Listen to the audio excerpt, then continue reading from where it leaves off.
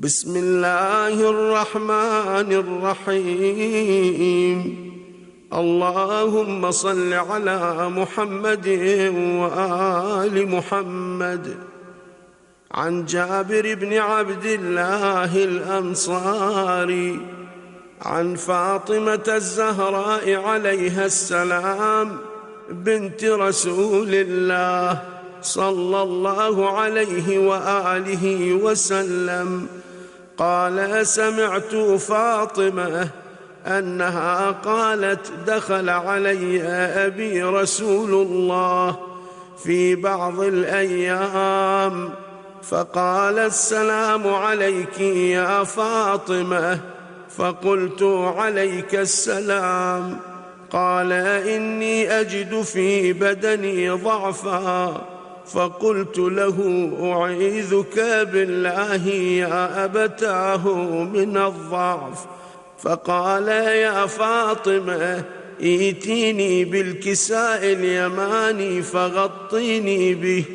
فأتيته بالكساء اليماني فغطيته به، وصرت أنظر إليه وإذا وجهه يتلألأ كأنه البدر في ليلة تمامه وكماله. فما كانت إلا ساعة وإذا بولد الحسن قد أقبل وقال: السلام عليك يا أماه. فقلت: وعليك السلام يا قرة عيني وثمرة فؤادي. فقال: يا أماه، إني أشم عندك رائحة طيبة كأنها رائحة جدي رسول الله صلى الله عليه وآله وسلم. فقلت: نعم، إن جدك تحت الكساء. فأقبل الحسن نحو الكساء وقال: السلام عليك يا جداه يا رسول الله، أتأذن لي أن أدخل معك تحت الكساء؟ فقال: وعليك السلام يا ولدي ويا صاحب حوضي، قد أذنت لك. فدخل معه تحت الكساء، فما كانت إلا ساعة وإذا بولد الحسين عليه السلام قد أقبل وقال: السلام عليك يا أماه. فقلت: وعليك السلام يا ولدي ويا قرة عيني وثمرة فؤادي. فقال لي: يا أماه، إني أشم عندك رائحة طيبة كأنها رائحة جدي رسول الله. فقلت: نعم، إن جدك وأخاك تحت الكساء. فدنا الحسين نحو الكساء وقال: السلام عليك يا جداه، السلام عليك يا من اختاره الله، أتأذن لي أن أكون معكما تحت الكساء؟ فقال: وعليك السلام يا ولدي ويا شافع أمتي، قد أذنت لك. فدخل معهما تحت الكساء، فأقبل عند ذلك أبو الحسن علي بن أبي طالب وقال: السلام عليك يا بنت رسول الله. فقلت: وعليك السلام يا أبا الحسن ويا أمير المؤمنين. فقال: يا فاطمة، إني أشم عندك رائحة طيبة كأنها رائحة أخي وابن عمي رسول الله. فقلت: نعم، ها هو مع ولديك تحت الكساء. فأقبل علي نحو الكساء وقال: السلام عليك يا رسول الله، أتأذن لي أن أكون معكم تحت الكساء؟ قال له: وعليك السلام يا أخي، ويا وصي وخليفتي وصاحب لوائي، قد أذنت لك. فدخل علي تحت الكساء، ثم أتيت نحو الكساء وقلت: السلام عليك يا أبتاه يا رسول الله، أتأذن لي أن أكون معكم تحت الكساء؟ قال: وعليك السلام يا ابنتي ويا بضعتي، قد أذنت لك. فدخلت تحت الكساء، فلما اكتملنا جميعا تحت الكساء أخذ أبي رسول الله بطرفي الكساء وأومأ بيده اليمنى إلى السماء وقال: اللهم إن هؤلاء أهل بيتي وخاصتي وحامتي، لحمهم لحمي ودمهم دمي، يؤلمني ما يؤلمهم ويحزنني ما يحزنهم، أنا حرب لمن حاربهم وسلم لمن سالمهم، وعدو لمن عاداهم ومحب لمن أحبهم، إنهم مني وأنا منهم. فاجعل صلواتك وبركاتك ورحمتك وغفرانك ورضوانك علي وعليهم، وأذهب عنهم الرجس وطهرهم تطهيرا.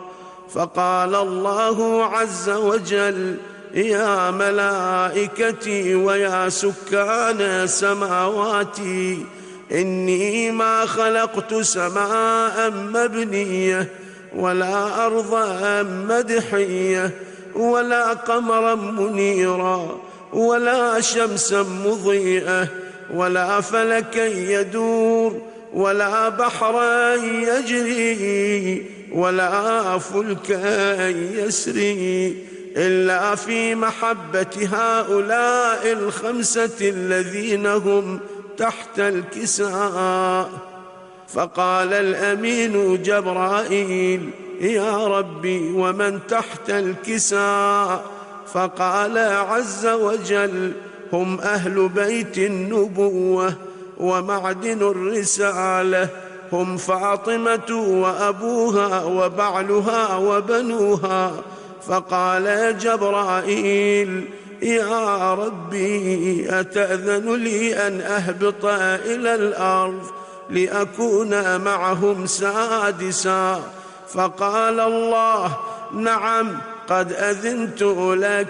فهبط الأمين جبرائيل وقال: السلام عليك يا رسول الله، العلي الأعلى يقرئك السلام ويخصك بالتحية والإكرام ويقول لك: وعزتي وجلالي إني ما خلقت سماء مبنية ولا أرضا مدحية ولا قمرا منيرا ولا شمسا مضيئة ولا فلكا يدور ولا بحرا يجري ولا فلكا يسري، إلا لأجلكم ومحبتكم، وقد أذن لي أن أدخل معكم، فهل تأذن لي يا رسول الله؟ فقال رسول الله: وعليك السلام يا أمين وحي الله، إنه نعم قد أذنت لك.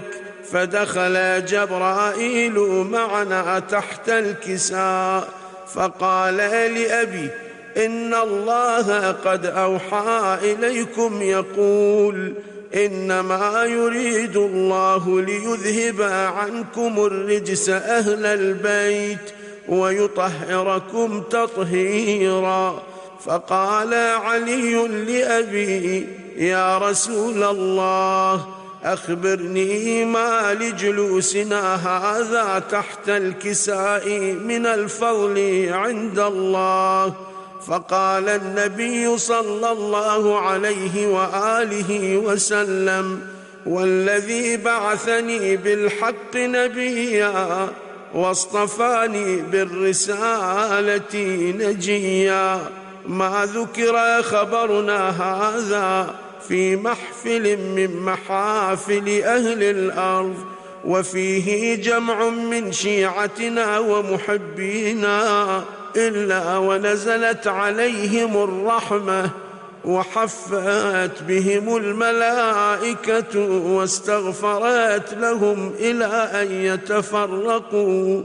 فقال علي عليه السلام: إذن والله فزنا وفاز شيعتنا ورب الكعبة.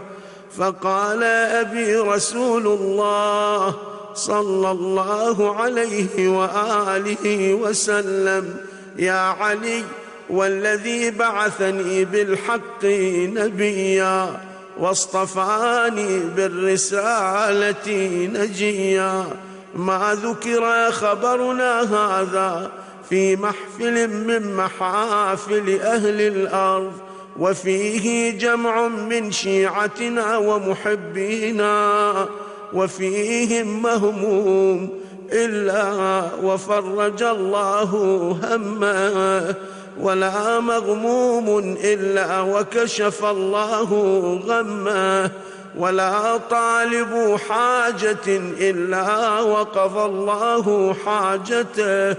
فقال علي عليه السلام: إذن والله فزنا وسعدنا، وكذلك شيعتنا فازوا وسعدوا في الدنيا والآخرة ورب الكعبة.